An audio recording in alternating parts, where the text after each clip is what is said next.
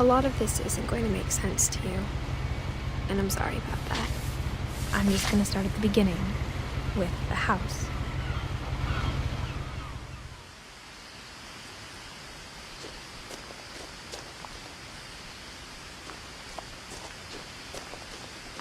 Someone had put up a chain-link fence, but it looked like I wasn't the first person to hop it.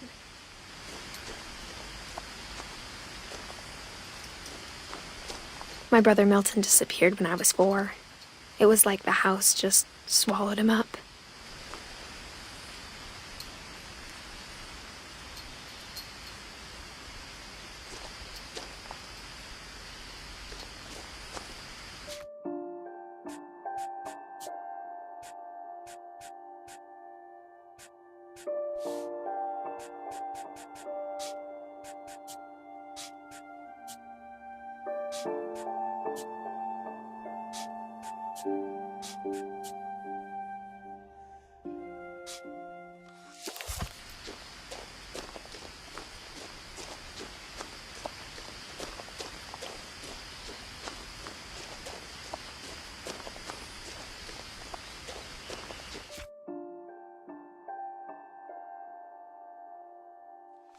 I lived here until I was 11, but I wasn't allowed inside half the rooms.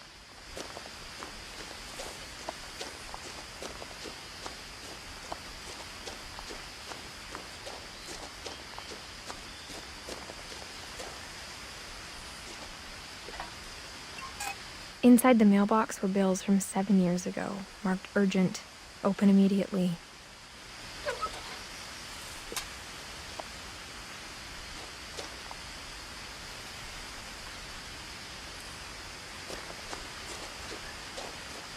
I hadn't been back since my brother Lewis's funeral.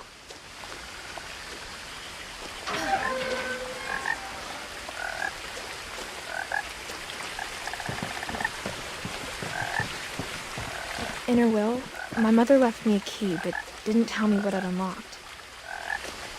Maybe she thought I'd know, or she thought that the mystery would be enough to bring me back.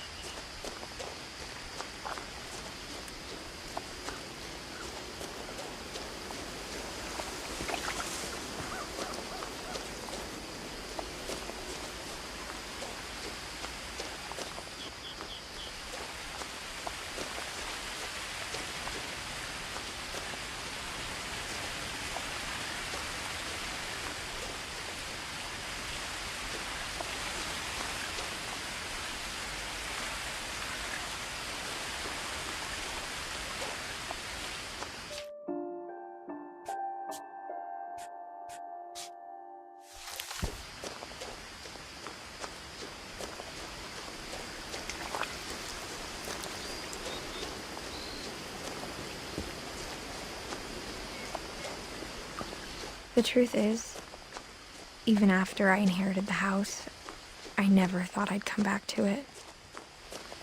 But now I had questions about my family that only the house knew the answers to. The woods around the house have always been uncomfortably silent, as if they're about to say something but never do.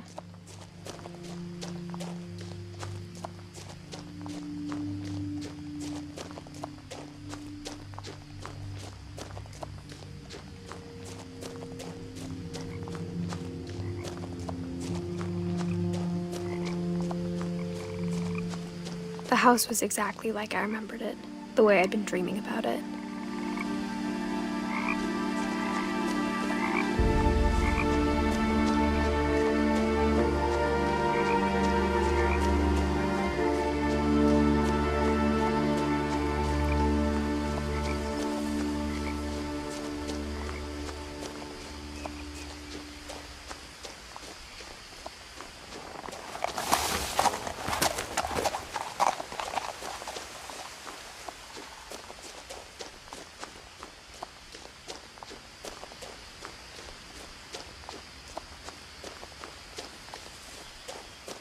No one had driven this way in a long time, but I saw a few hoof prints.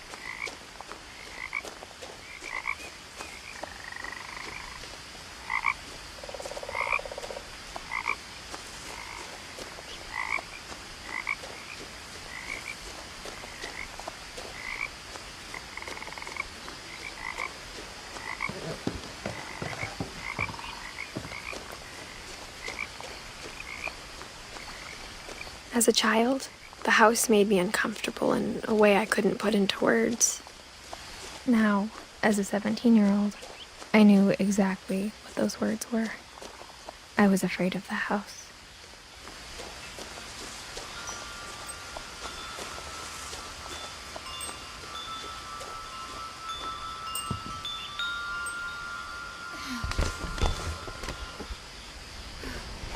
Crawling through the doggy door used to be a lot easier when I was 11.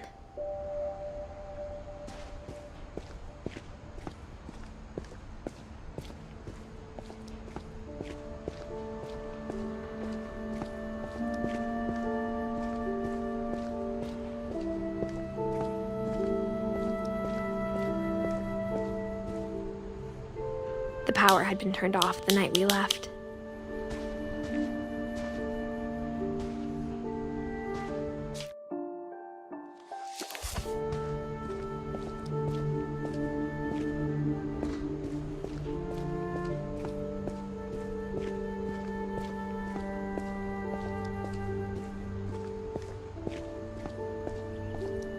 For the first time in years, I felt like I was home. But instead of a family, there were just memories of one. Like how only one restaurant would deliver to our house, so we had Chinese a lot.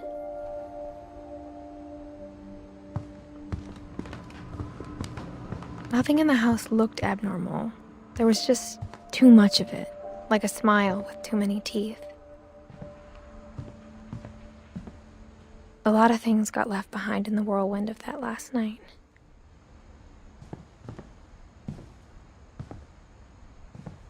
My mom wasn't much of an optimist, but she never stopped believing that my brother Milton was alive.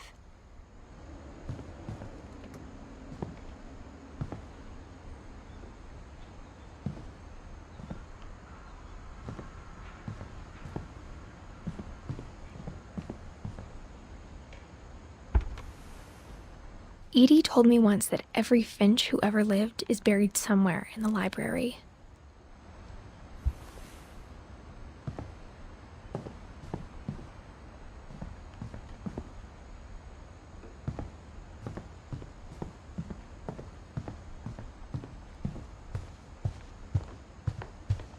After Lewis started working at the cannery, we all got pretty sick of salmon. Except our cat, Molly.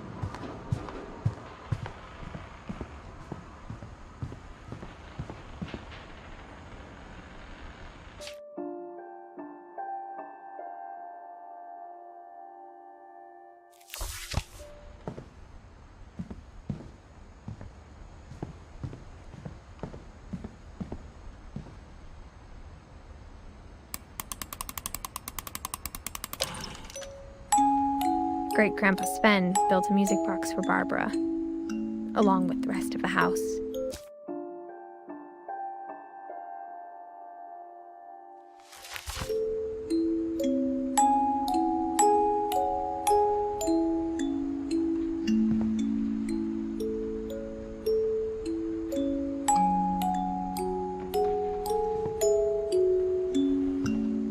Mom always told me to stay out of the basement, so I wasn't too surprised when the key didn't fit.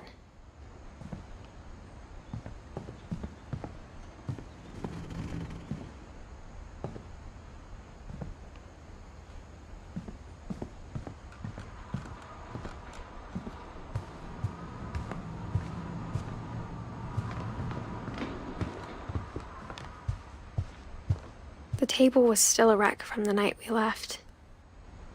It was like a bomb had gone off, killing everyone but sparing the furniture.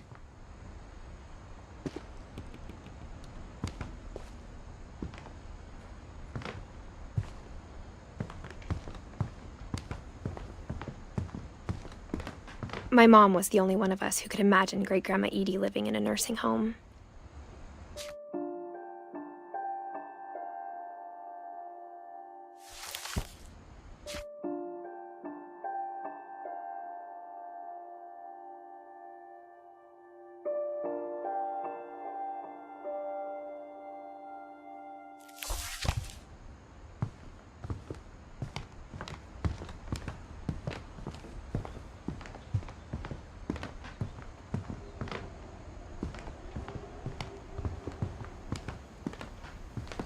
Even the fireplace had a story. Edie told me the bricks came from the original house, after it sank.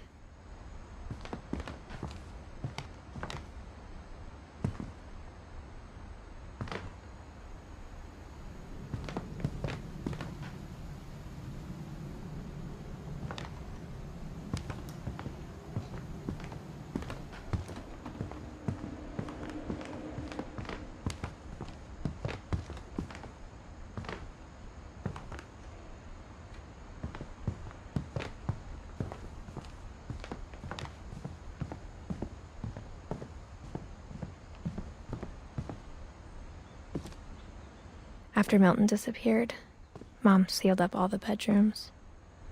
Then Edie retaliated and drilled peepholes.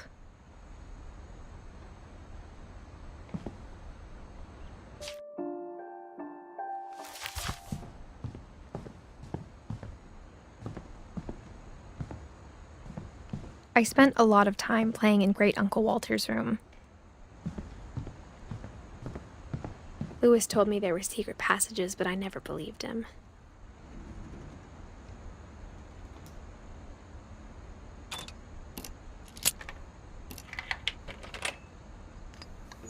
Turns out, my mom was really good at keeping secrets.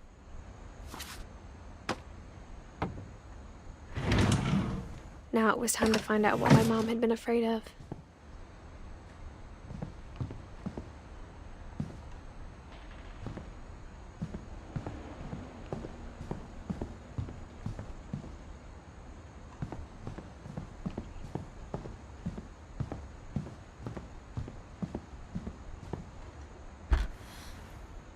Molly always seemed like a girl I could imagine being friends with, if she hadn't died in 1947.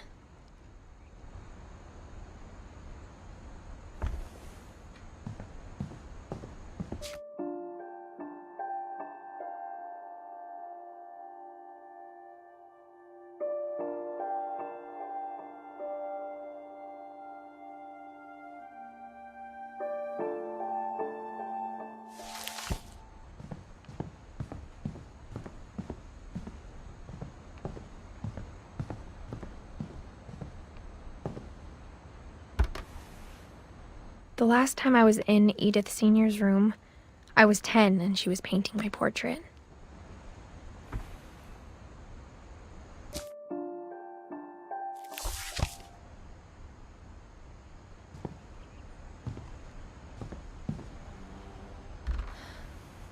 As a kid, I just assumed every house had peepholes and sealed rooms you weren't allowed inside of.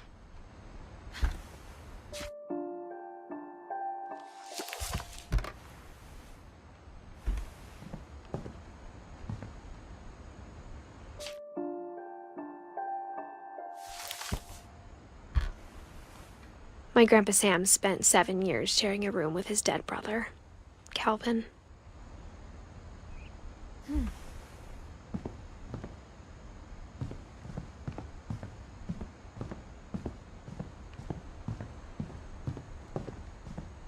Whenever people ask me about my family, the first thing they always want to know about is Barbara.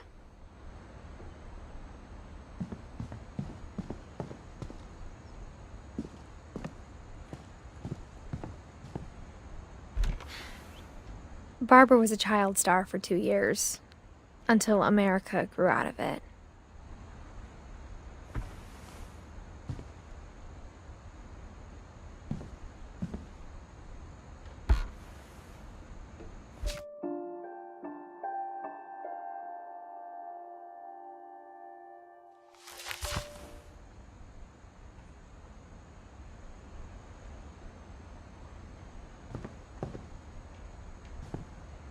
Edie's father, Odin, built the original house.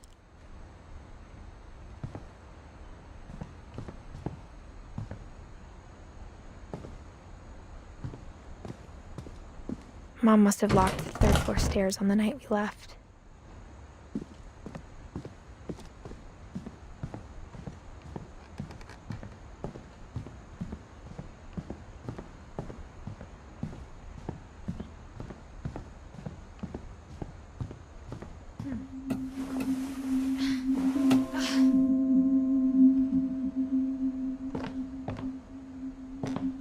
From the paintings on the wall, it was clear my brother Milton had been here before me.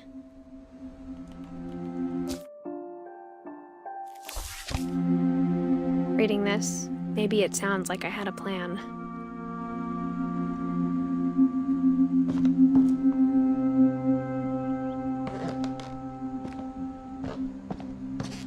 But I had no idea what was behind that door.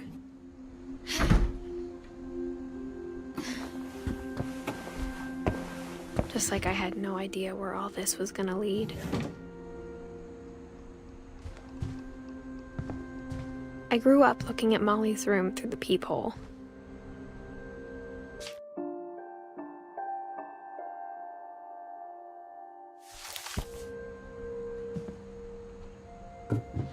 Molly's gerbil had a tiny bedroom with its own even tinier gerbil cage.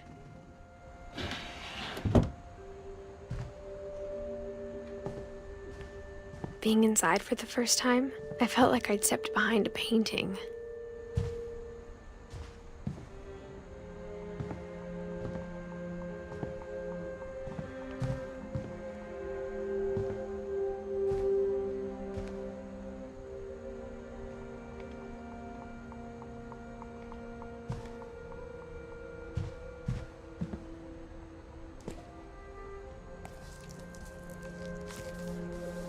December 13th, 1947.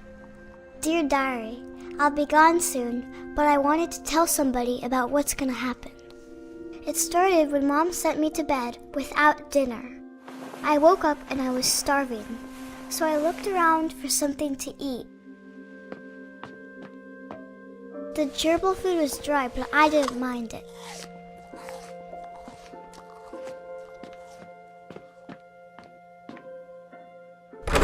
Mom, can I come out now? Sweetheart, it's late. Go to sleep.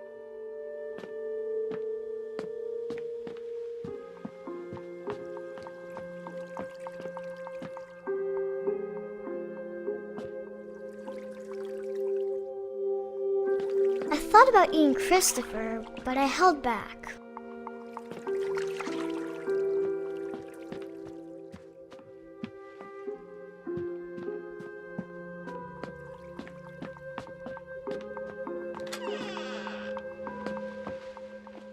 I kept eating and eating.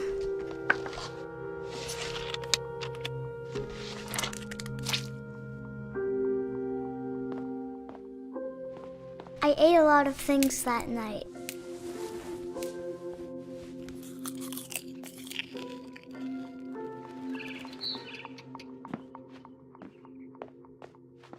Then I heard chirping outside my window.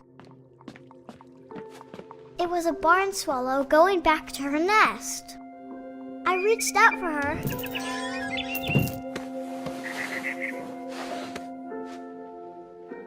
And suddenly, I was a cat.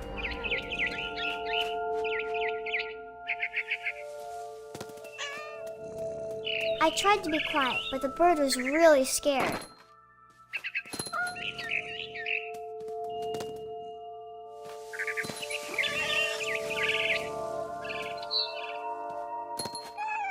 Mom and Dad didn't even look at me.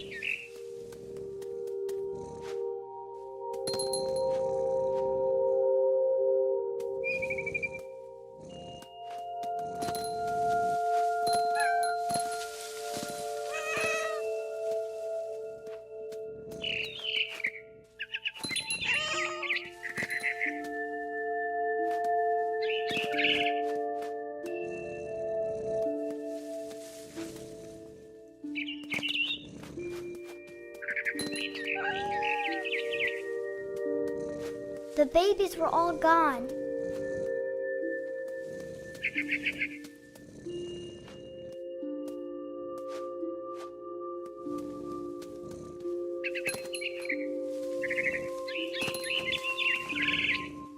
I jumped and I almost got her.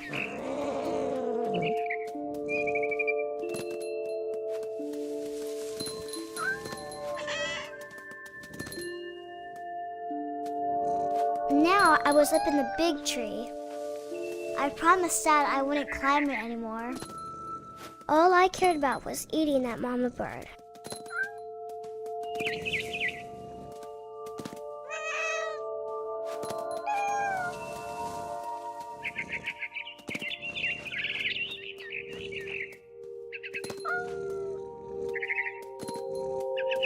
I gobbled her up. And suddenly, I was an owl. First, all I heard was the wind. Then I heard little teeth nibbling in the grass.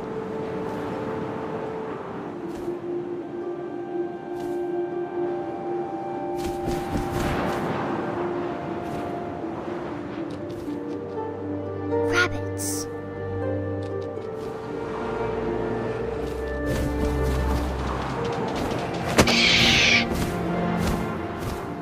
I imagined his face looking up and seeing mine through my talons. I swallowed him up, and I didn't chew one bit. Then I flew off to find something bigger.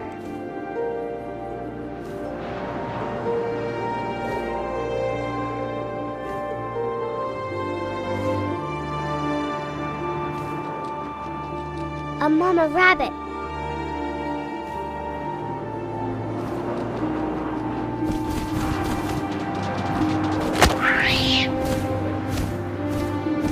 She was almost too big to carry. I started choking, but I couldn't stop eating. And suddenly, I was a shark.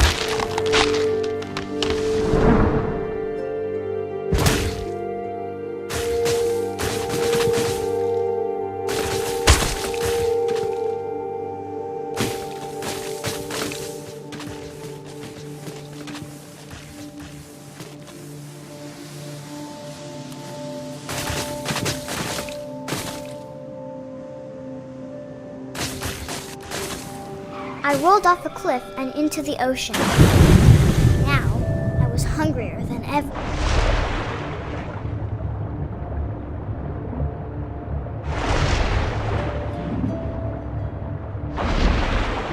I wanted fat, juicy seeds.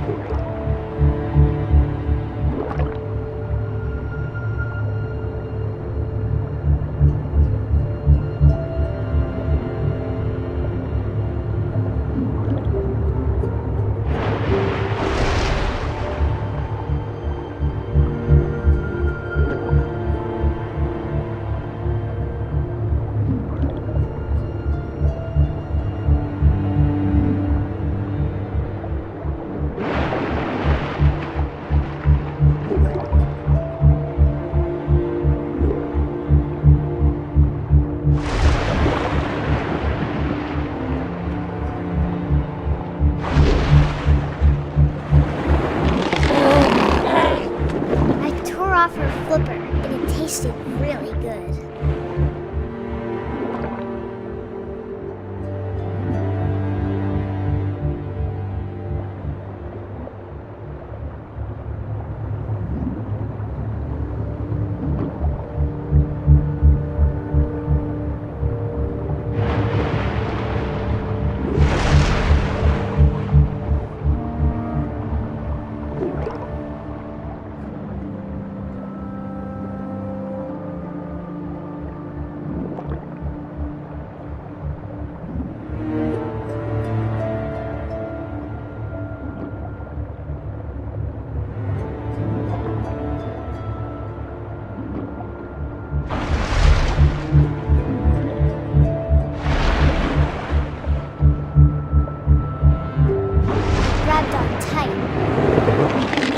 So hungry, I jumped out of the water. When I opened my eyes, everything had changed.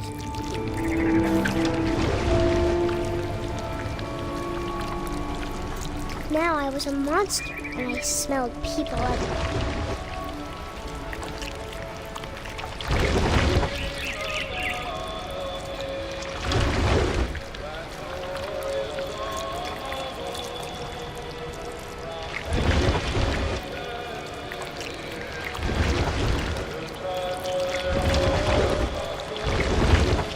I was big, but I moved real quiet.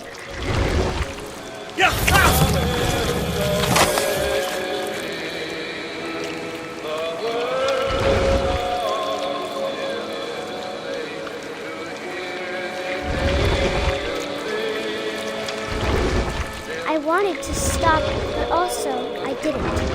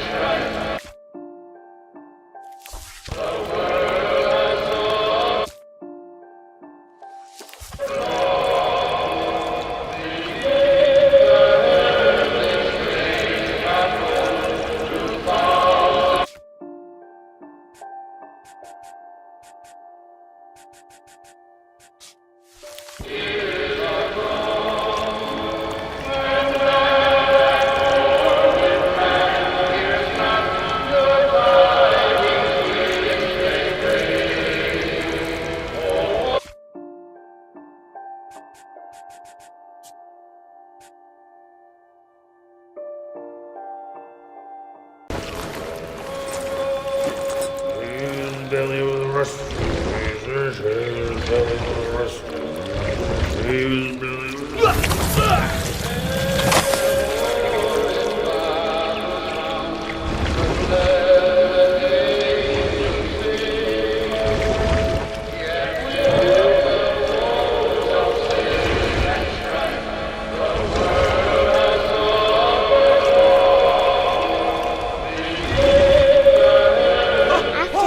Passenger, I was still hungry. And across the water, I smelled something new. Something I had to have, so I swam towards it.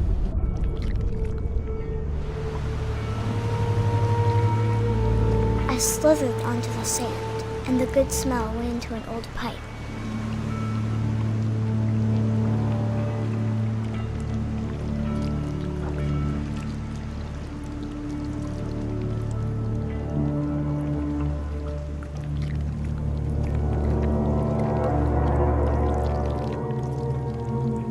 I got closer and closer.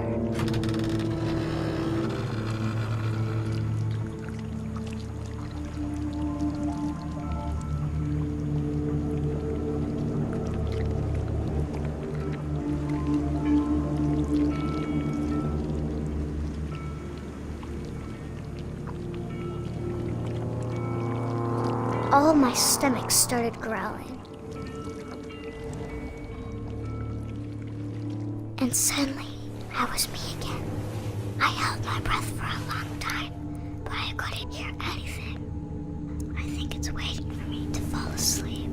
But it's not going to wait much longer. It needs to feed, and we both know I will be delicious.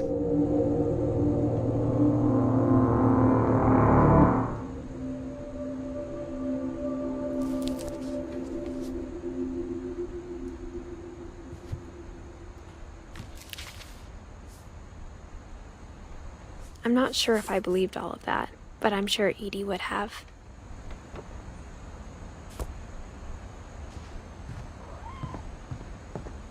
I grew up looking at Molly's room through the peephole. Being inside for the first time, I felt like I'd stepped behind a painting. I can't describe it, but I felt like some part of Molly was still here.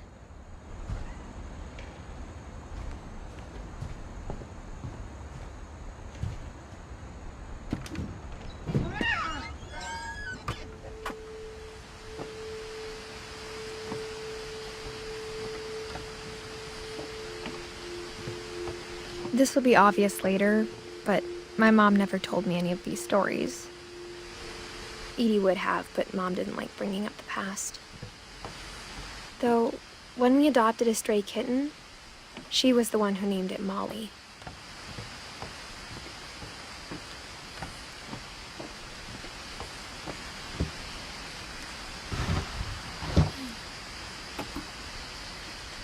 I spent a lot of time in Great-Grandma Edie's room.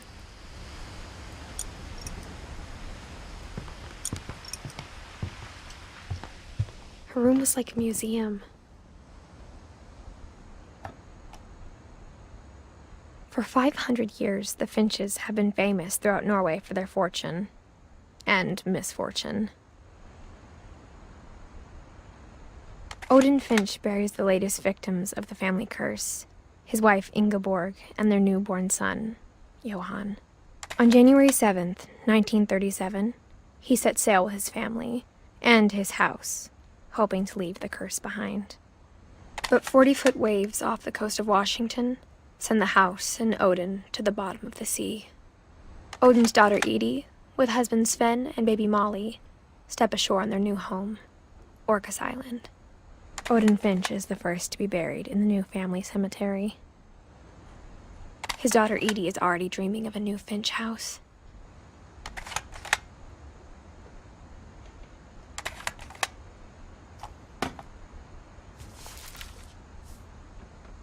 Whatever's wrong with this family, it goes back a long ways.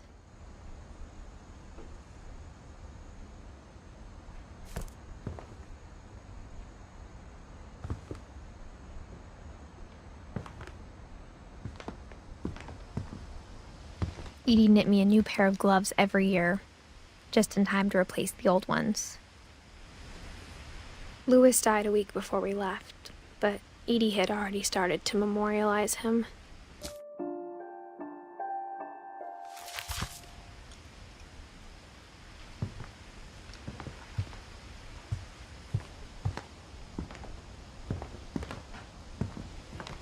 One summer, they evacuated the island, but Edie refused to go. For a few weeks, she was a celebrity. I hadn't thought of myself as Edith Jr. for a long, long time.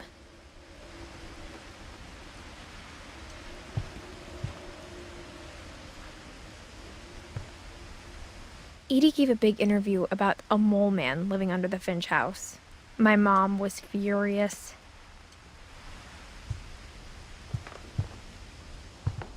Even in her 90s, sometimes Edie seemed a lot younger than my mother.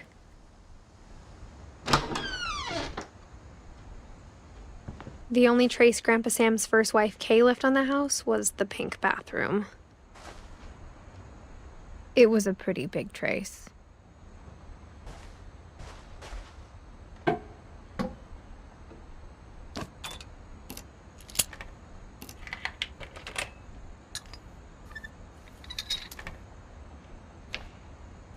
There's a secret in this bathroom.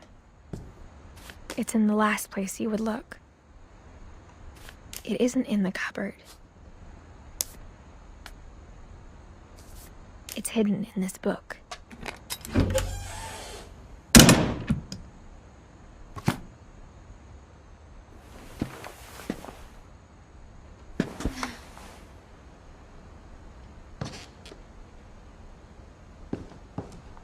Sven gave Sam an old camera he'd refurbished. He never put it down.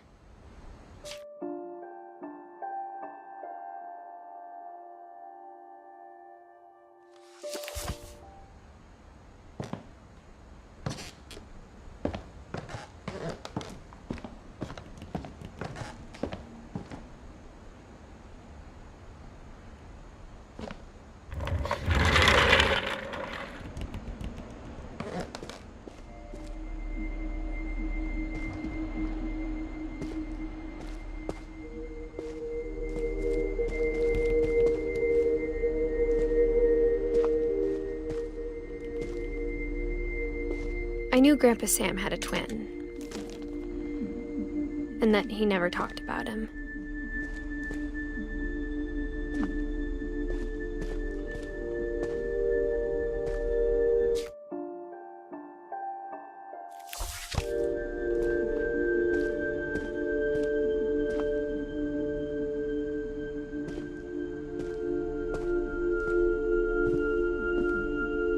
I guess my grandpa didn't like history any more than my mom did.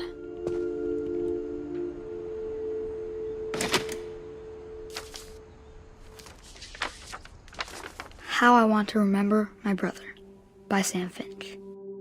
The thing I remember is that when he made up his mind, that was it.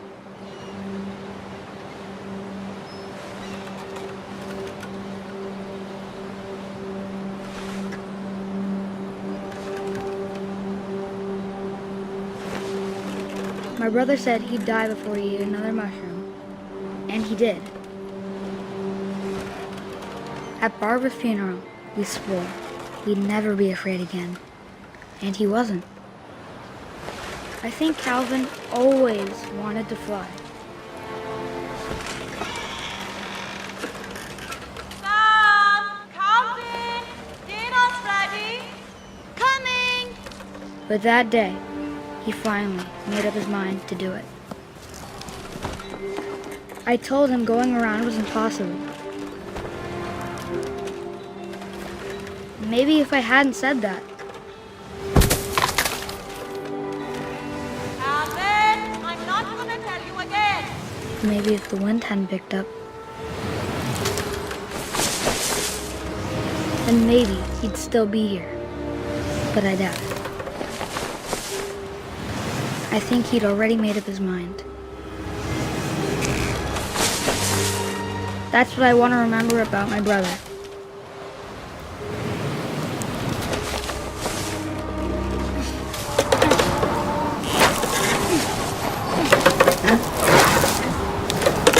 The day he made up his mind to fly.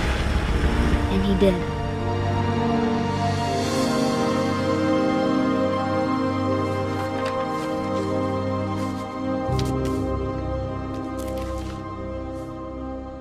Calvin's story felt strangely familiar.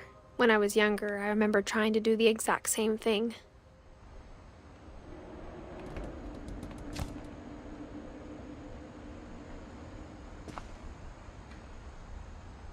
After the funeral, Edie roped off Calvin's half of the room.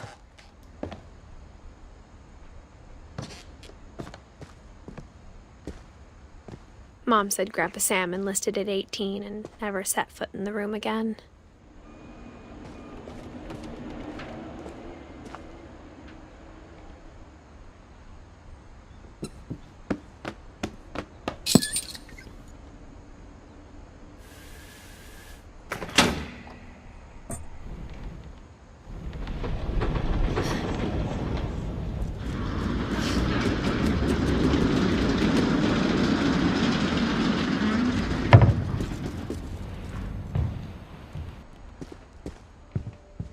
The passages were a pretty tight fit. They'd obviously been built for smaller hands and bellies.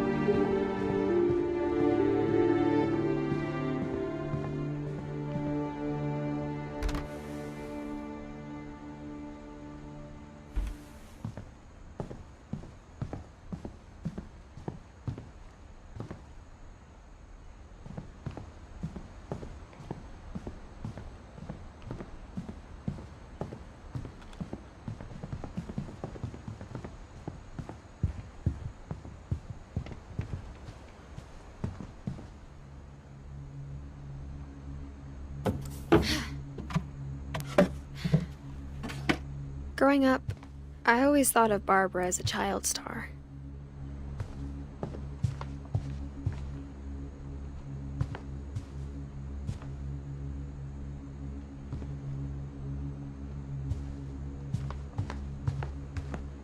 I never thought about how hard it must have been for her afterwards.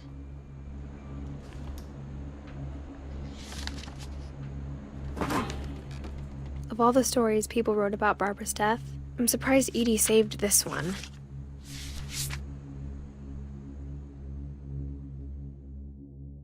Old Jack here with another ghastly tale inspired by America's most unfortunate family. I'm calling it The Surprise Ending of Barbara Finch. As a child star, Barbara was famous for her scream. Now at 16, she was all washed up. A has-been. But in a lucky break, she'd been asked to perform her signature scream at a local convention for monster movie fans. It was just the boost her career needed. Unfortunately, her scream hadn't aged well. Getting better. I think you just need the right motivation. Her biggest fan and current boyfriend, Rick, was about to demonstrate when... Now that was a great scream. It was Barbara's father, Sven. He'd slipped into a table saw and had to be rushed to the emergency room. So Barbara got stuck babysitting her youngest brother, Walter. Her convention comeback was cancelled. Okay, I'm hearing frustration, but I'm not hearing terror. What if I tried... A gang of hoodlums in Halloween masks have been terrorizing Orcas Island tonight. Police are urging residents to... That came from the basement. You're right! Also, I loved your delivery on that. Why is your basement door locked? Because my dad likes making puzzles and secret passages. There's a key hidden in the music box. The secret is to keep winding and winding until finally the key pops out. Thanks, babe. I'll be back in a sec. 20 minutes later, Rick hadn't returned. So Barbara went to look for him, right on cue. She reached for the music box.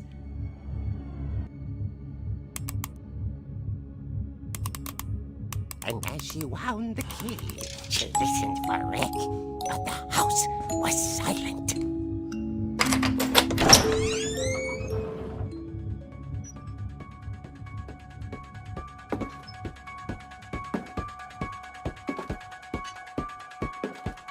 She found Rick's crutch and imagined the worst.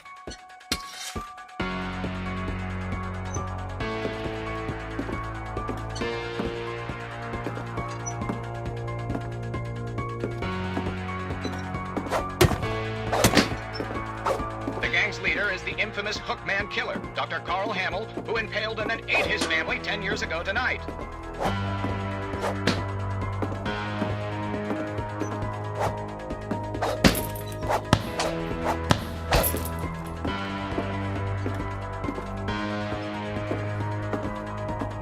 The old fridge rattled and grew still.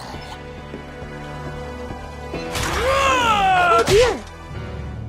Oh! Rick? Barb, relax. I was just trying to scare you to help you find your scream. Well, I'm not scared, Rick. I'm furious. Then act furious. All I'm getting from you now is that you're hurt and confused and you... She threw him out, but she kept a little something to remember him by. Barb, have you seen my other crutch? And she was still holding it when she fell asleep watching the late picture show. Hours later... Barbara! Walter, what's going on up there? Ah! Okay, I'm coming up, But if this is a trick, you're dead, Walter.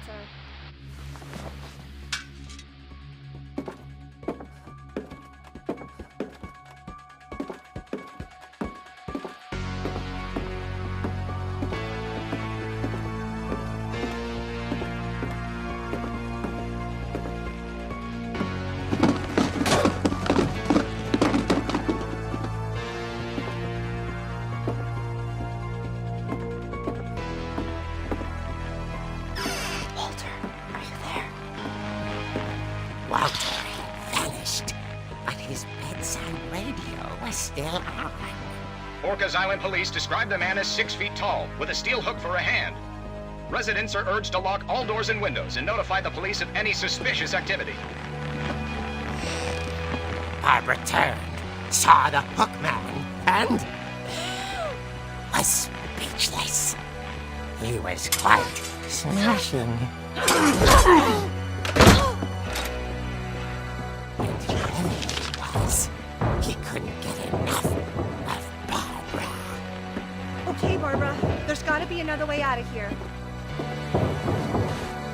That night, she played her part beautifully.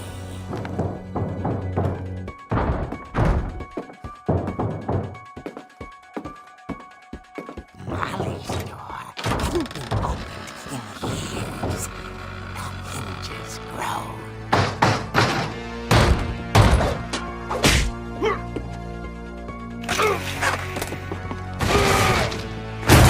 He wasn't moving, but she sensed the story might not be over yet.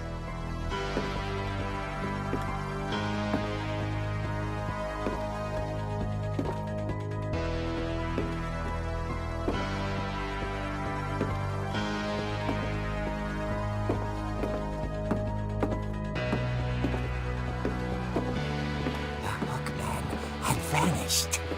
She listened for his breathing, but all she heard was...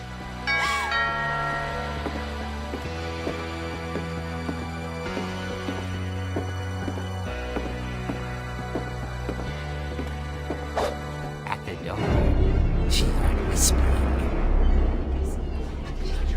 It was coming from inside the house.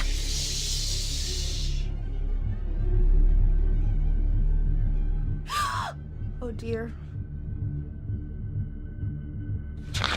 The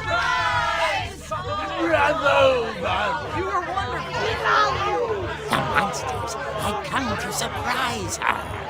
For Barbara, it was a dream come true.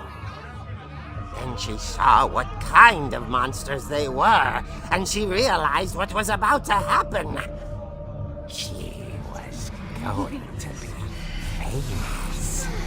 And with her final breath, Barbara Finch gave the performance of her life.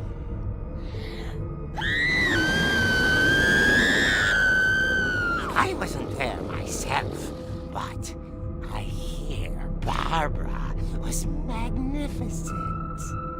Poor girl. She had a taste for stardom. But unfortunately, so did her fans. Of course, the police blamed it all on poor Rick, who disappeared the same night. And little Walter? Hiding under his bed the whole time. He took it all pretty hard, but that's another story. As for Barbara, tucked inside the music box is all they ever found of her. Her ear. Now that's what I call a real eerie tale.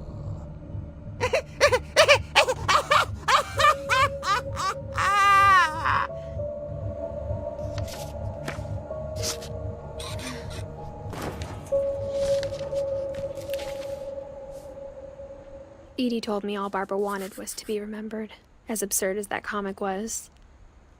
Maybe what Edie saw was a happy ending.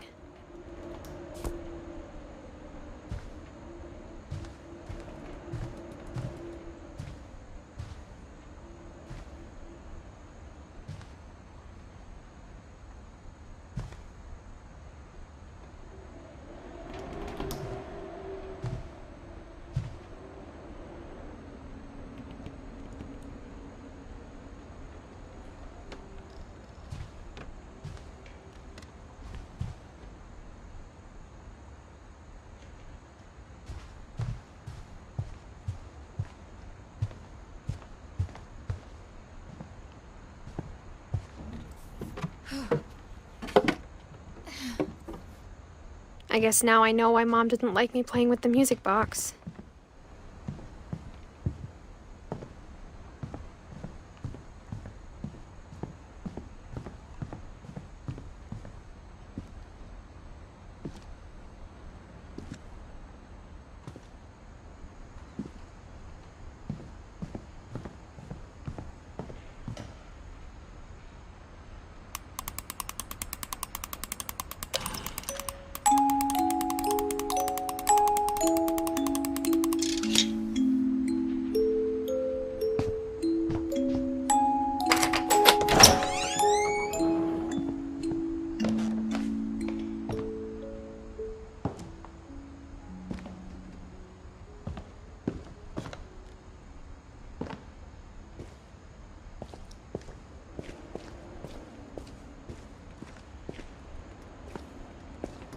Mom said the basement was off limits, unless I wanted another tetanus shot.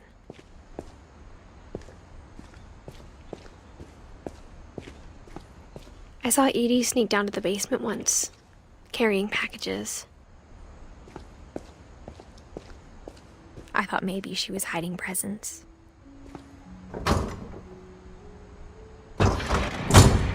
It turned out she was hiding a lot more than that.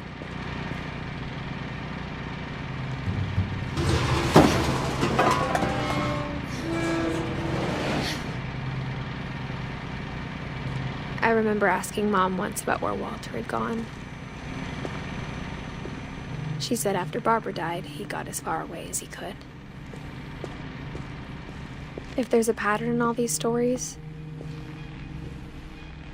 I think it's that none of us has gotten very far.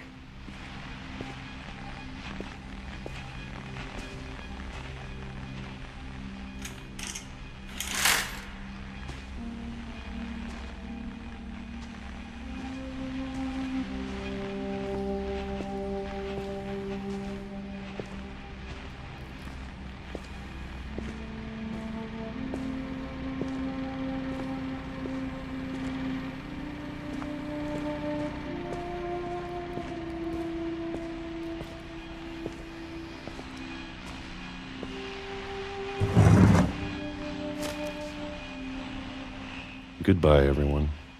I can't believe I've been down here for 30 years.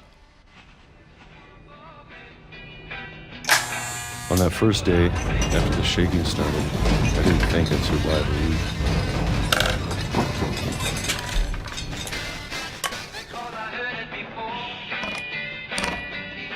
But after a few days, I settled into a routine. That's what kept me sane. Having a schedule, living for today. I always expected to be dead tomorrow. But if you wait long enough, you get used to anything.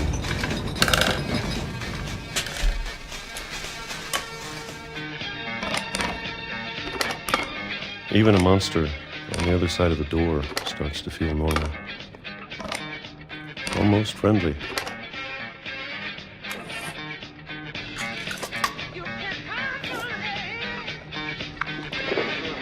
And then one day, everything just stopped. Whatever that thing was, it was gone. Maybe it got tired of waiting. Or maybe I just got tired of being afraid.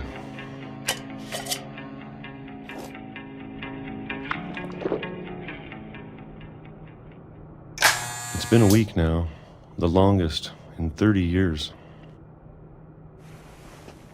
I'm done waiting. I have to leave while I still can.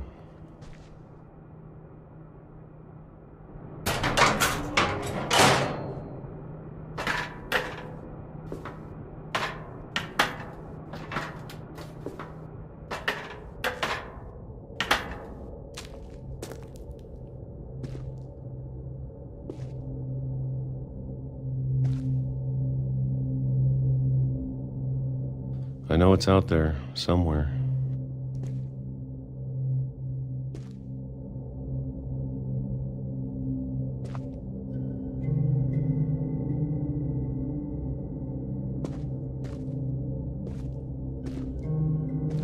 Whatever killed Barbara and Molly and Calvin. Maybe this is all a mistake. But I need to stop living the same day, even if it kills me.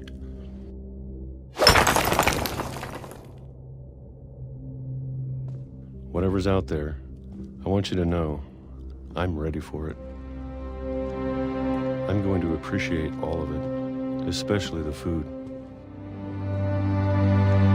I don't mind if I only have a year left, or a month, or a single week. I'd be happy with one more day. I can already imagine the sun on my face.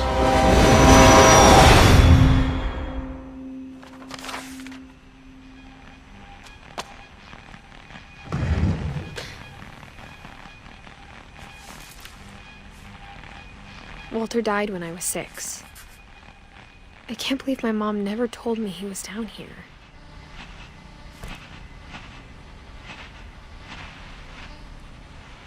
I'm sure my mom was trying to protect me.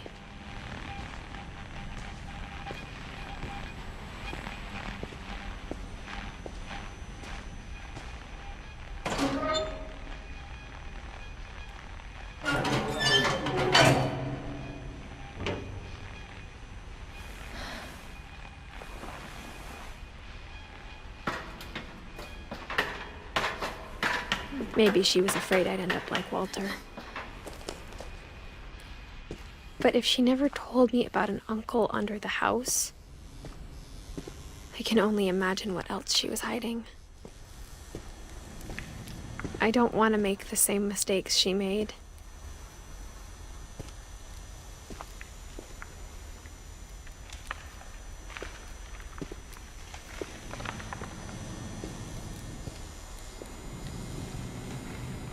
Trying to bury something that's still alive.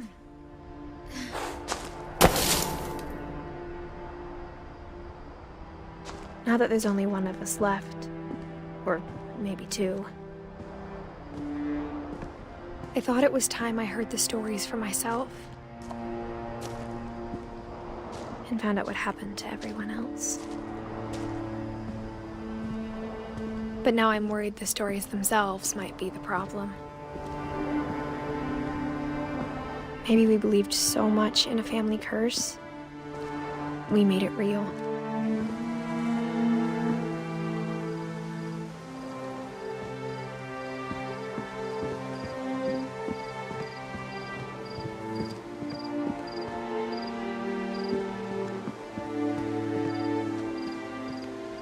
I don't know if I should even be writing this.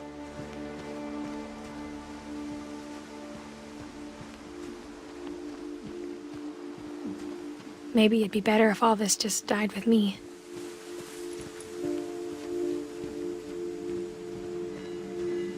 But I thought you should know about your family.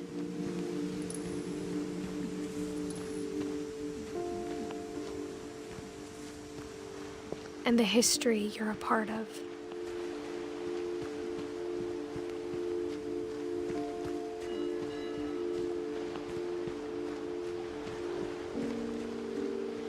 Though to be honest, I feel as lost as you probably do right now.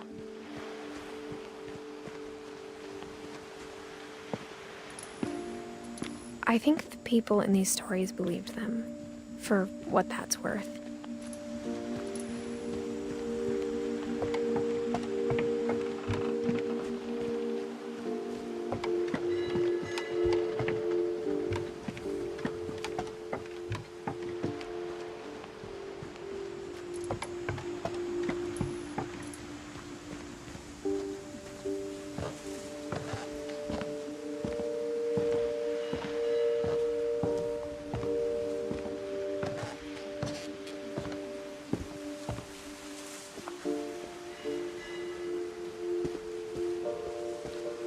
And when you look at the house, that history of imagination and stubbornness and madness, any of it seems possible.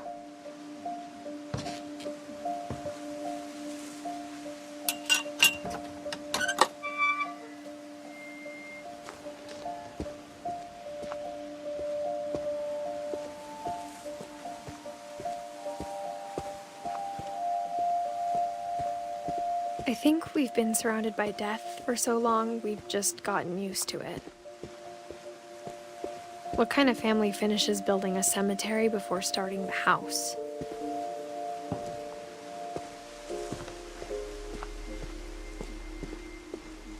It's embarrassing for me to admit this, but the pet cemetery made me more uncomfortable than the human one. 3 of the gerbils were mine, and 2 had been my fault.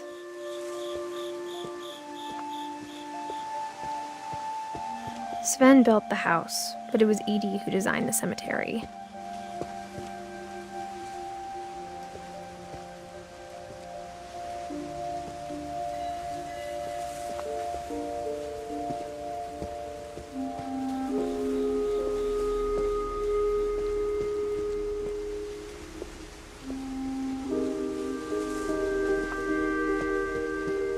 I'm sure Odin's monument had been Edie's idea. My mom was always trying to move on, but for Edie, the past never went away.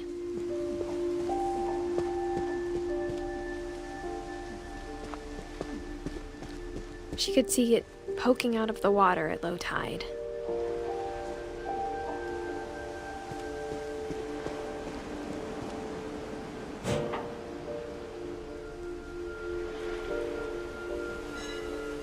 Edie said she dreamed about the old house every night.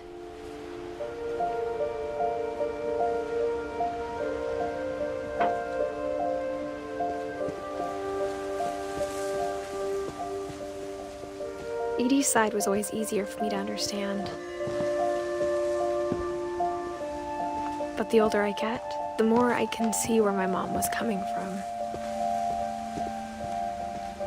Her dad had been pretty strict, but it wasn't enough to save her brothers. She was just trying to do better. She lost 2 of her brothers, just like I did. I get why she tried so hard to protect us. We never found Milton's body, so my mom insisted we were putting up a monument, not a tombstone.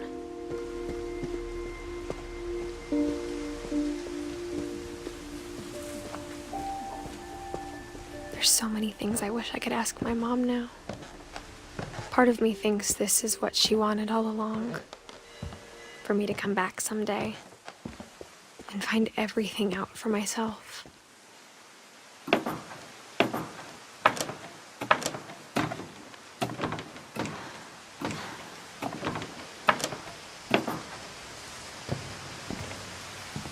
But looking back on it now, if she told me there was going to be so much climbing, I never would have come when I was 22 weeks pregnant.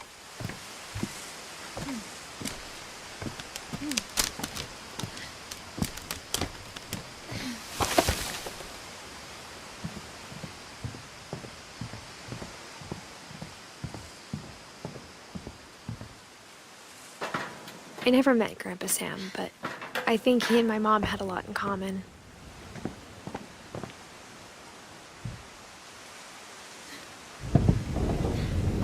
They were both pretty intense.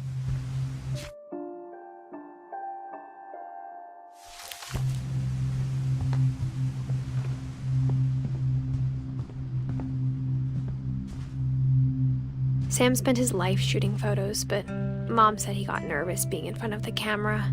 I guess we're all afraid of something.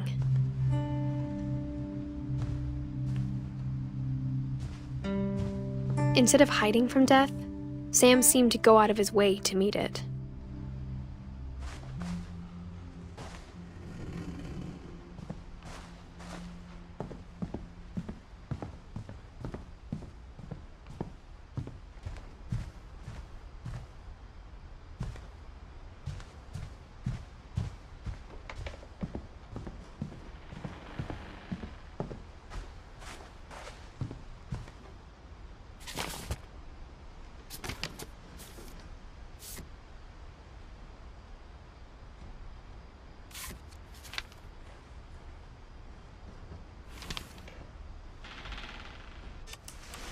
Dawn, I promise, you'll never forget this weekend.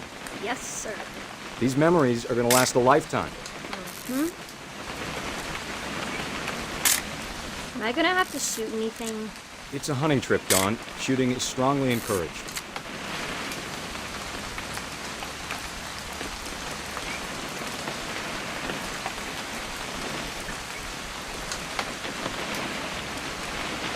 What? Perfect. It's gonna rain the whole weekend, isn't it? Please just take the damn picture. Hey, language. I will never forget this weekend, Dad. That's the spirit. Okay, got it. I'm gonna take some pictures, okay? Just be careful. That camera's older than you are.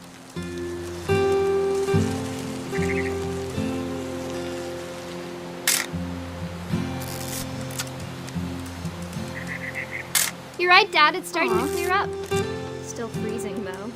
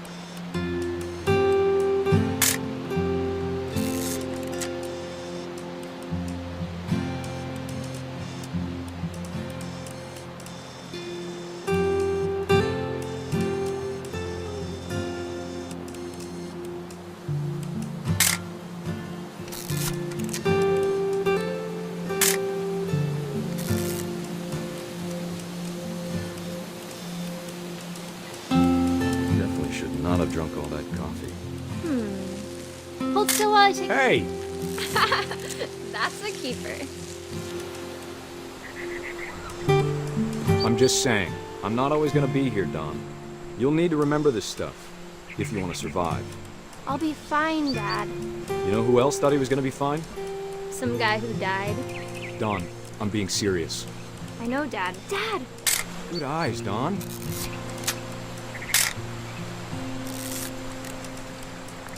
Before you take the shot, let me get a picture of you.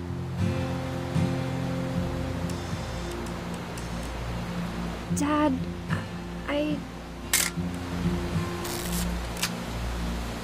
Let me get behind you. Do I have to do this? Dawn, you don't have to do anything. Great shot, Dawn!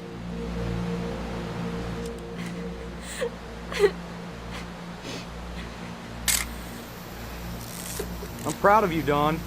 Always remember that, okay?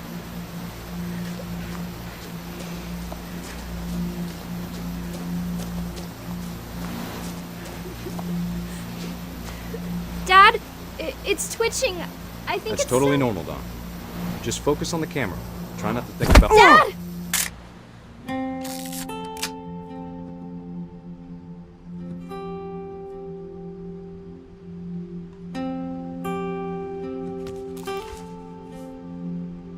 of all these stories, that's the one I wish most that my mom had told me.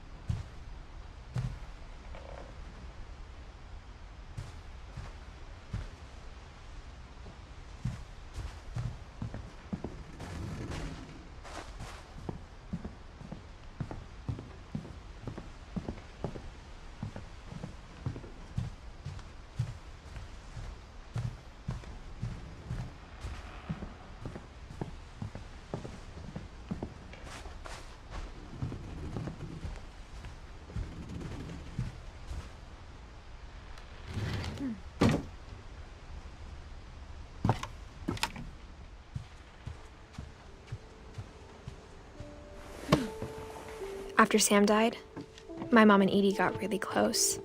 They'd both lost a lot.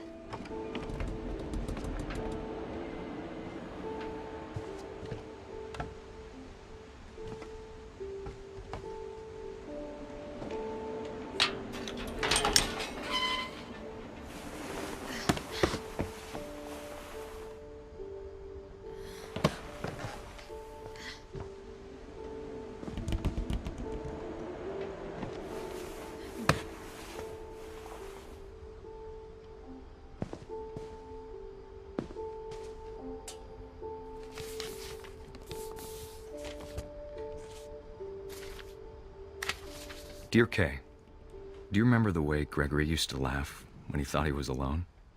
Like something funny was happening, but only he could see it. I think he saw things the rest of us don't.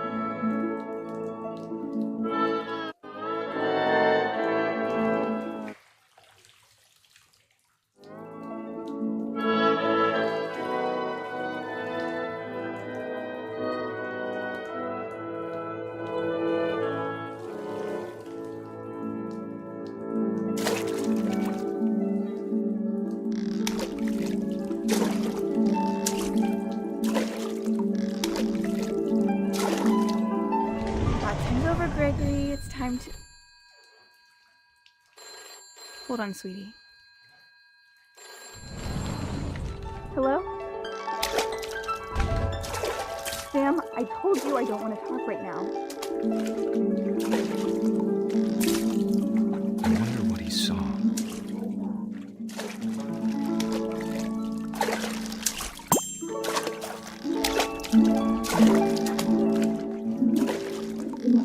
What his world was like.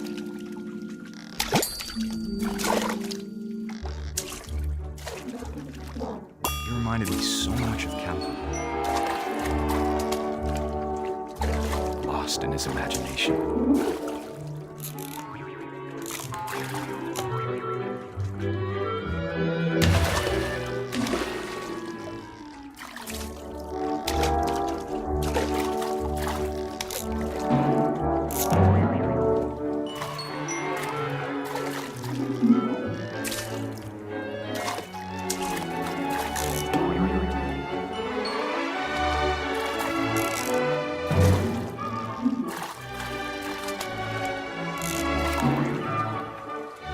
Silly it sounds.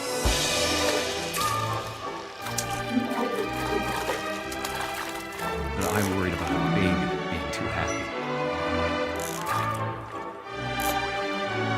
But I could feel him slipping away. Sorry about that, Gregory. I know you did everything you could. Maybe if I hadn't called that night.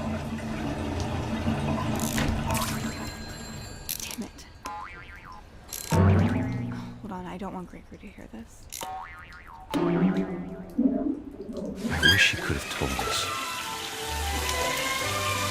about the world he saw.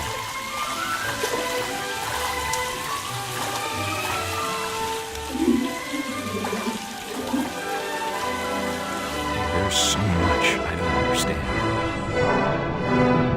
about Gregory, about everything.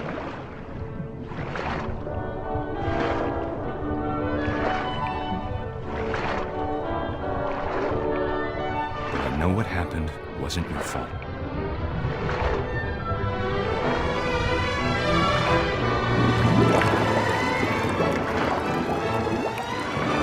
I'm sure he's happy.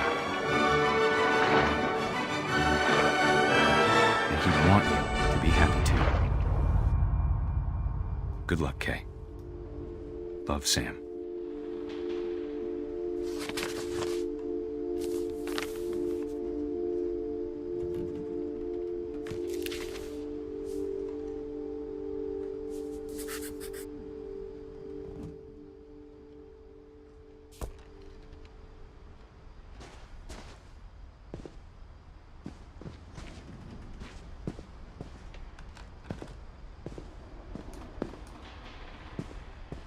I can't imagine my mom ever writing poetry, and yet...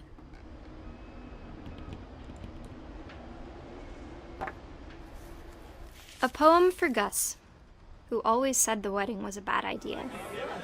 Our father never hit us kids, at least not very hard, before the day my brother said with teenage disregard that he'd be dead before he'd see a wedding in our yard.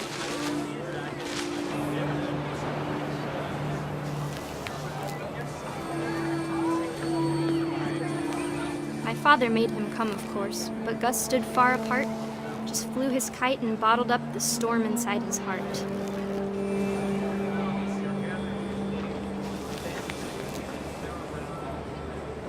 I tried to talk him out of it, but though he'd never met her. "We don't need a stepmom," were the words that I now pronounce you husband and wife. You may kiss the bride.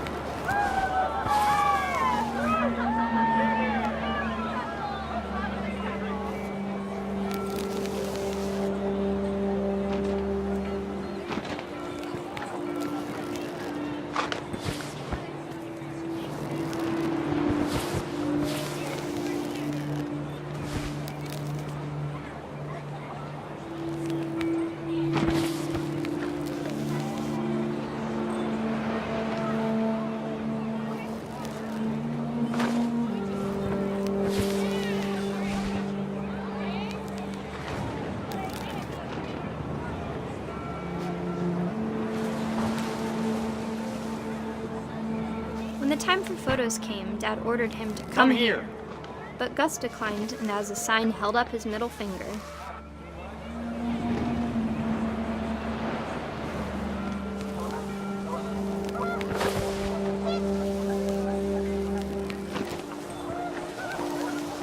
The wind picked up, and panicked geese appeared and quickly went. But all the humans did that day was go inside the tent.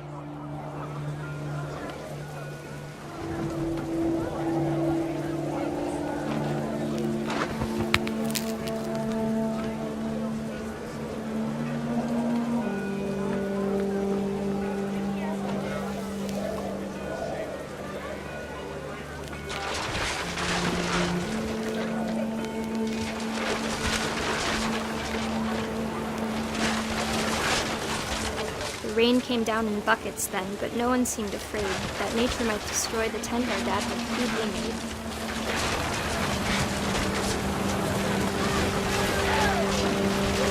The thunder sounded much too close and full of angry power. But all my father said to this was, "Make the music louder."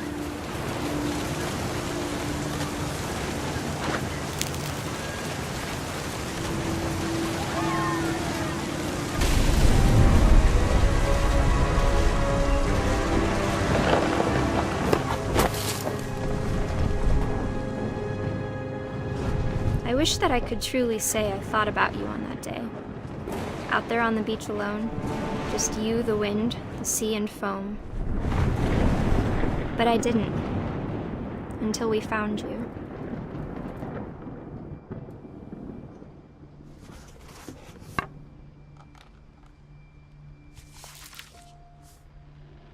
She never talked about him, but Mom told me once if I was a boy, they were going to name me Gus.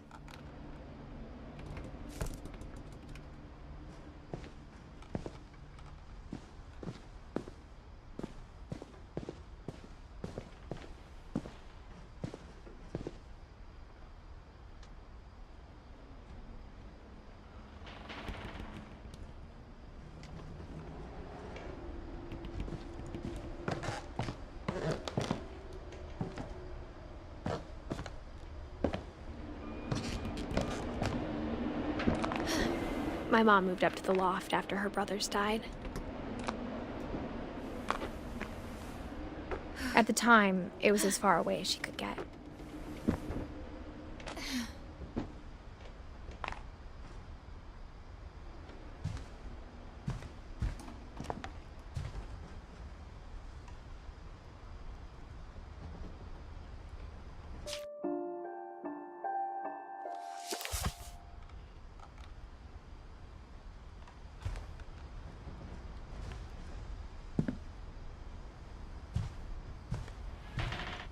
She spent a summer building houses in Calcutta, where she met my dad, Sanjay.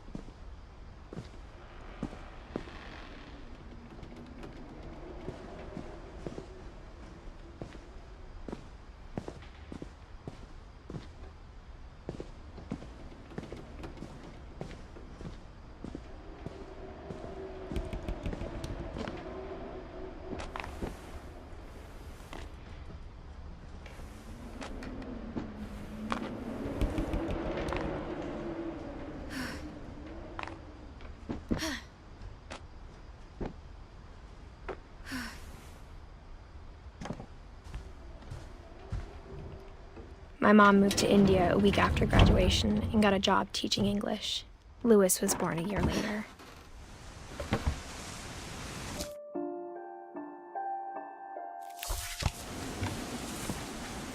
When my dad died, I don't think Mom knew where else to go. I'm sure Edie was happy to have her back.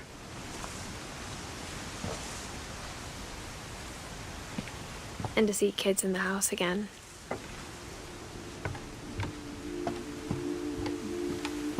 The house had to get a little bigger, but Edie was used to that.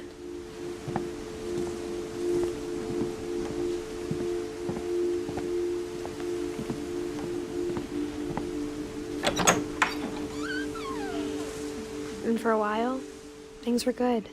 Almost normal.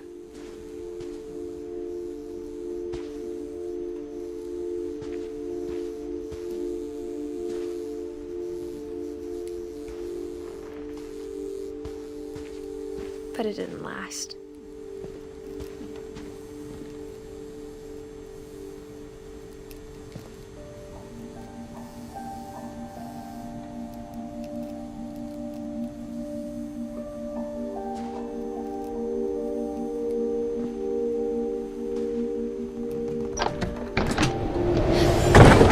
The beginning of the end was Milton's 10th birthday, when Edie gave him a castle.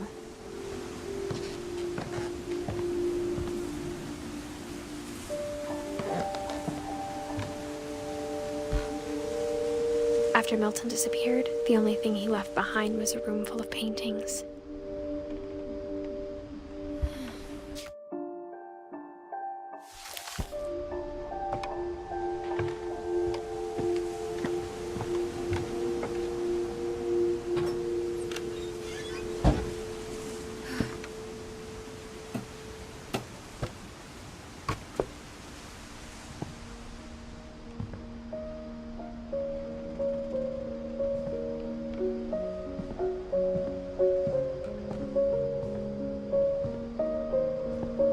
I think Edie was happy to finally have another painter in the family.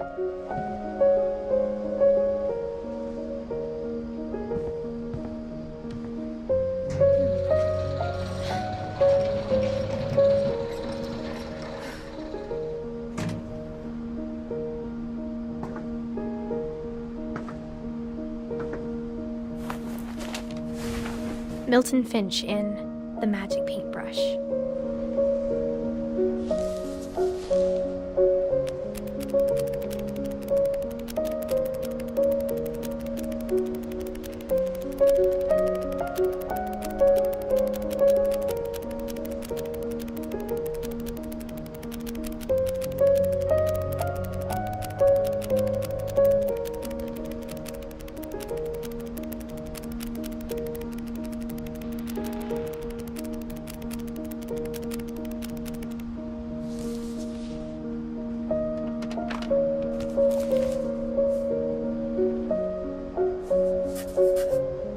I was 4 when Milton disappeared.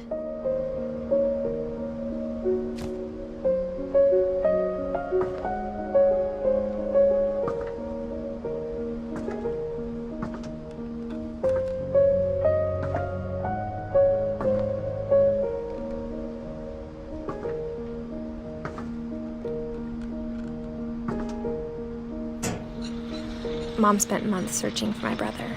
Then she sealed the doors.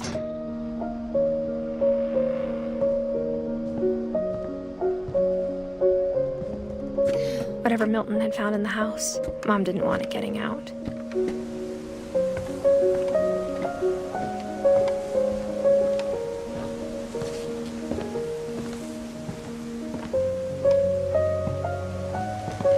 Mom definitely blamed Edie, but I think Louis blamed himself.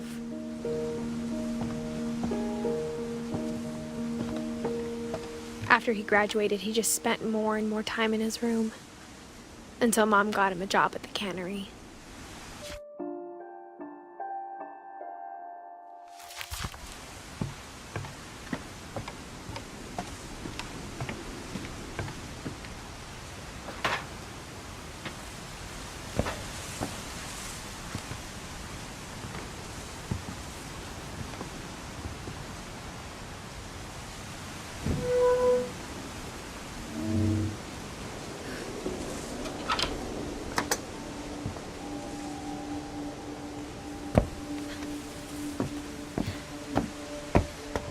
Lewis's room smelled very, very familiar. That part of him lived on.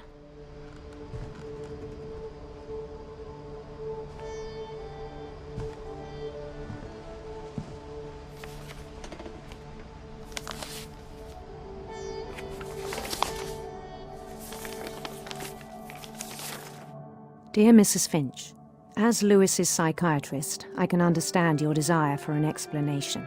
As I see it, the trouble began in January, shortly after we convinced your son to seek treatment for substance abuse. Newly sober, I believe Lewis first noticed the monotony of his daily life.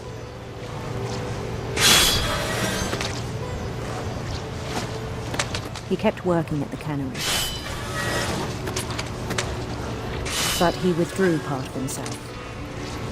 In our sessions, I saw the same behavior. His mind began to wander.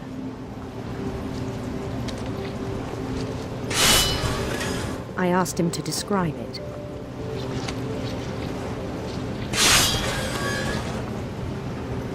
He said he started small, imagining a labyrinth.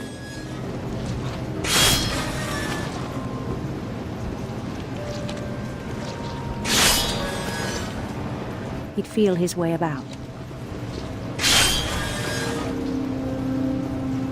Then something moved.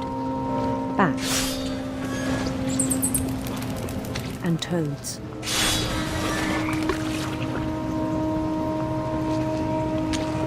And things that have not names.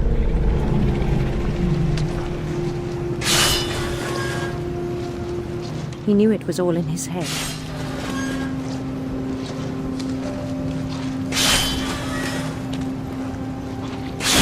He took it very seriously. I had hoped he'd find himself.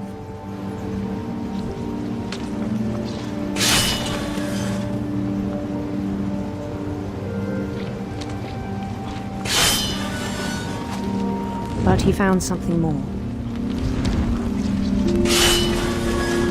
I worried about him then.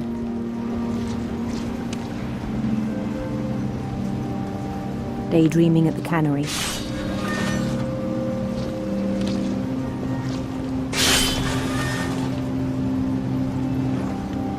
I spoke with his boss,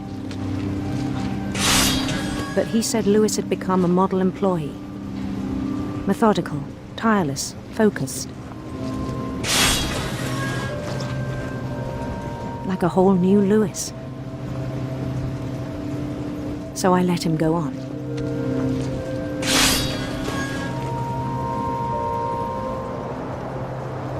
I even encouraged him. It seemed very promising at first.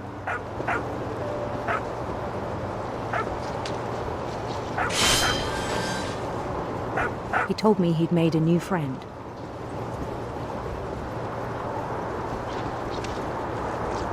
On the edge of a city he named Lewis Topia. He built the city up slowly, brick by brick. Then he made musicians.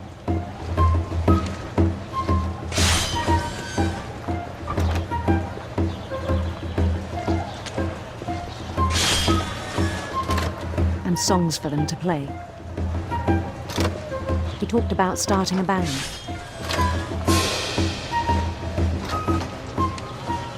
And he was always humming something.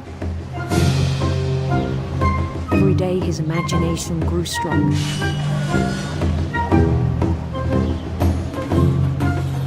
He no longer spoke at the cannery. But his chopping was as reliable as ever. And one day it struck him that all the cheering crowds, even the stones under his feet, were all in his imagination, so he could do whatever he wished.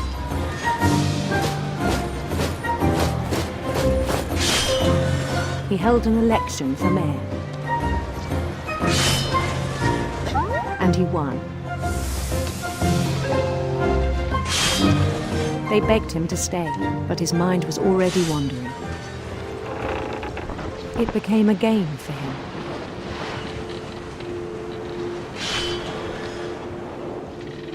He'd conquer a city, then immediately push on. New Louisville.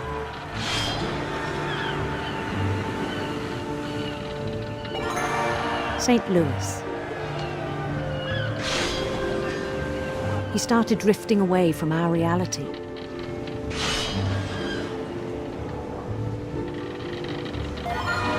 Minneapolis, until one day he forgot to go home from the cannery. Even as his mother pleaded with him, part of Louis kept sailing on.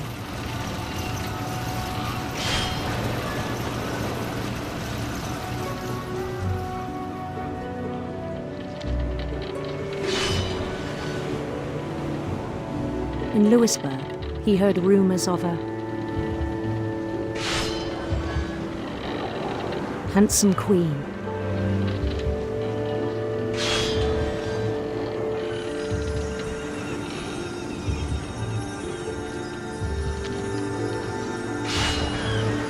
The queen was on her own quest for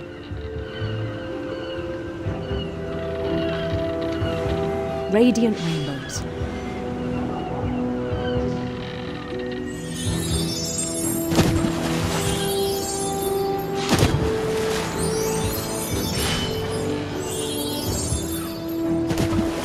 He followed the sound of her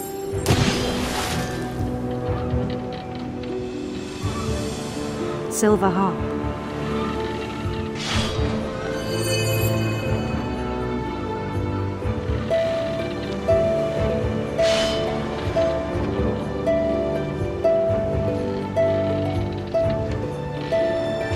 His chase led him to a golden palace east of the sun and west of the moon.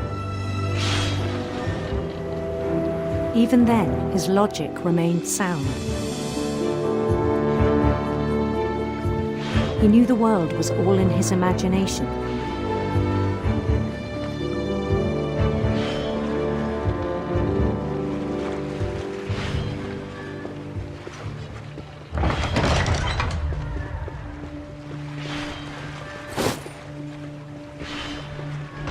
But he was so proud of having created it. In his own eyes, he'd become something greater than a king.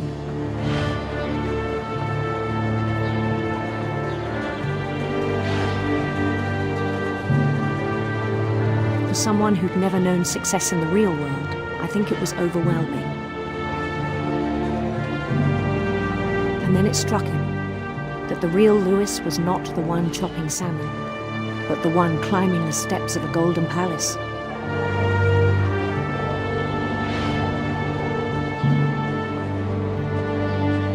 My imagination is as real as my body, he told me.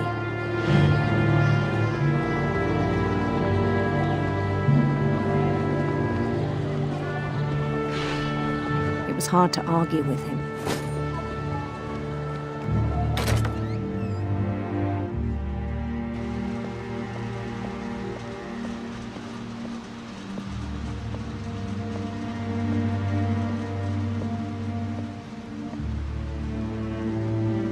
Began to forget the world we know.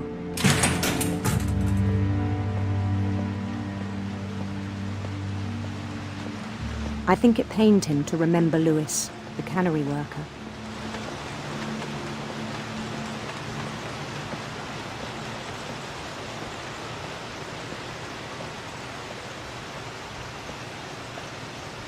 He began to despise the man with a royal contempt.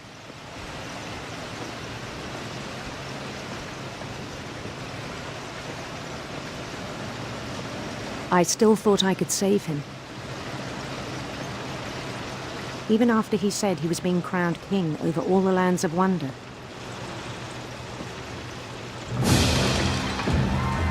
The palace would be packed with his companions.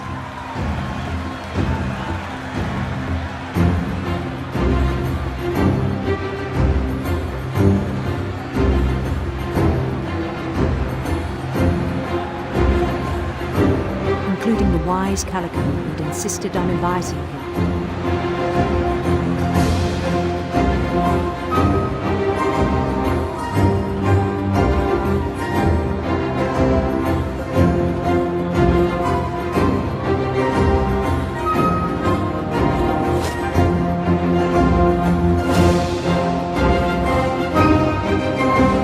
His queen waited, holding his crown.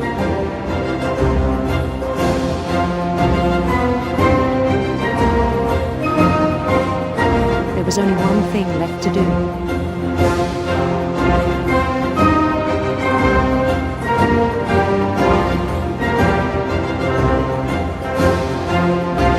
Bend down his head.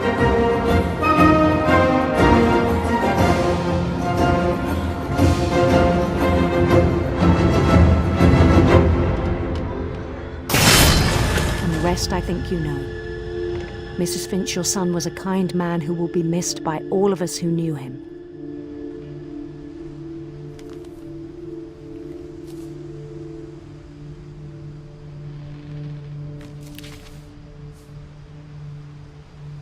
My brother was really cool. I wish you could have met him.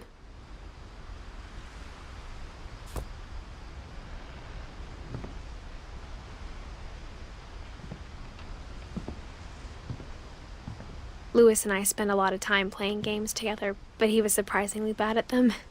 He died a lot.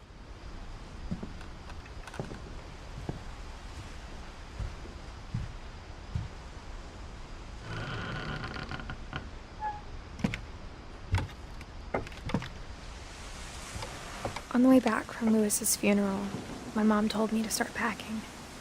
She waited until the day before we left to tell Edie. I'm not sure if she wanted to make it easier or harder.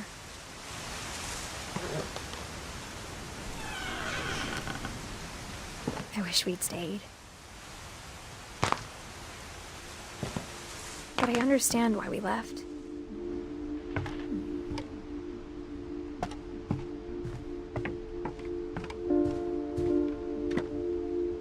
My mom ended up leaving everything behind.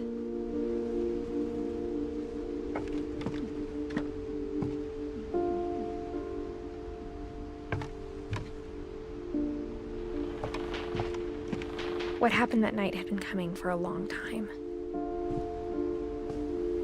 Maybe it should have come sooner.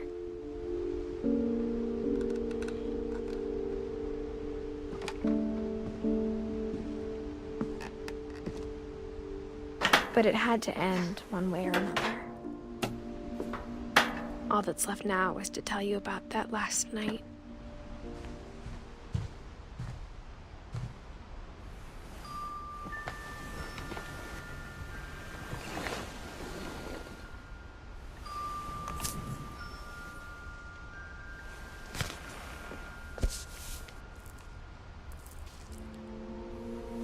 That whole last day, Edie just watched us pack and didn't say a word. Until supper, when she raised her glass and said, "To our final night together, and all our final nights apart." Grandma, you know what I said about alcohol. Some of your medications are very Edith, specific. I left a present for you in the hallway. Why don't you go open it? The grown-ups have to argue now. I'm sorry, you're right. We're all leaving tomorrow. Let's just enjoy our last... I'm not leaving. Edith, you're excused.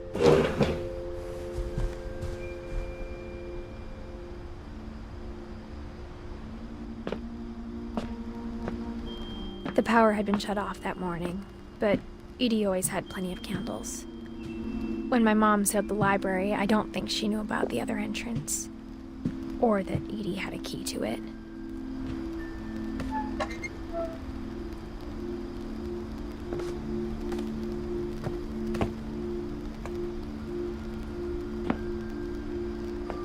The thing you're afraid of isn't going to end when you leave the house. Edith has a right to know these stories. My children are dead because of your stories. I think it's best if Edith and I leave tonight. We'll have the nursing home send a van for you in the morning, okay?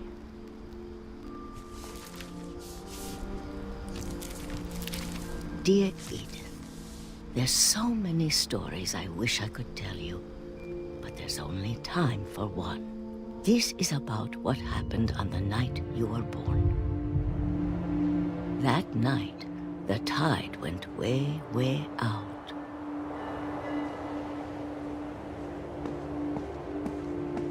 It was the first and last time I ever saw the old house aground. There'd been an earthquake out in the middle of the ocean. They called it the lowest tide in 1,000 years. God, it smelled awful. You know, I've seen that house every day of my life. But I never thought I'd go back to it. When the fog rolled in, I lost my way.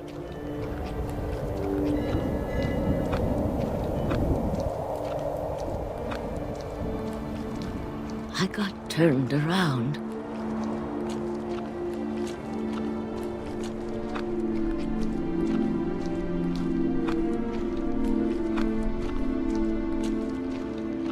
For a while, I wandered.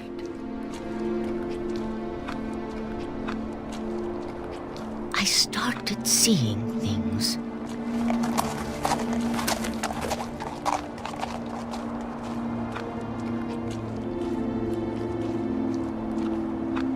Things I'd forgotten had ever existed.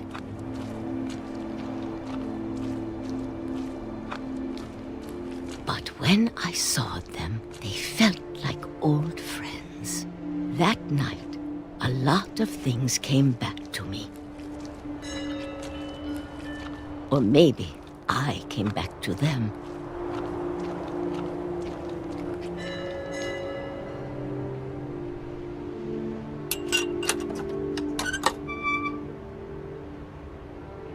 Things I can't explain, but that I need you to try and... Edith, what are you doing in here?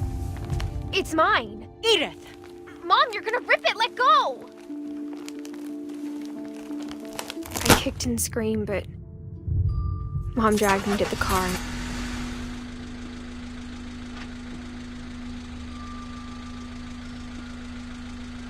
I never saw Great-Grandma Edie again.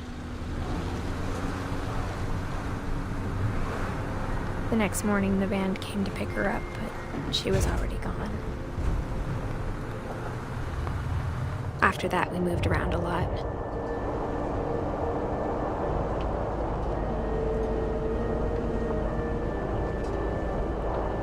We both tried to make the best of it.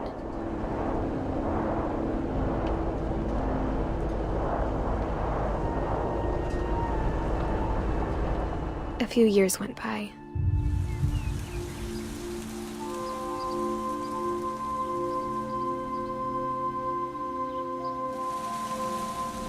My mom didn't like to talk about it, but she started getting sick a lot. The rest happened pretty quickly. She got better for a while, and then she didn't. And then I was alone. The last Finch left alive.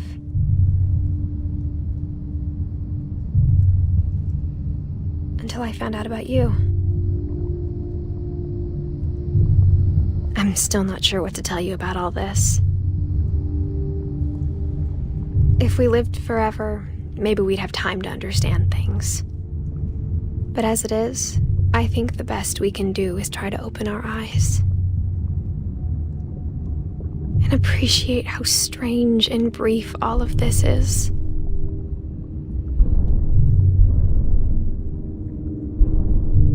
This journal was supposed to be for you. But now I hope you'll never see it. I just want to meet you and tell you all these stories myself. But I guess if you're reading this now, things didn't work out that way.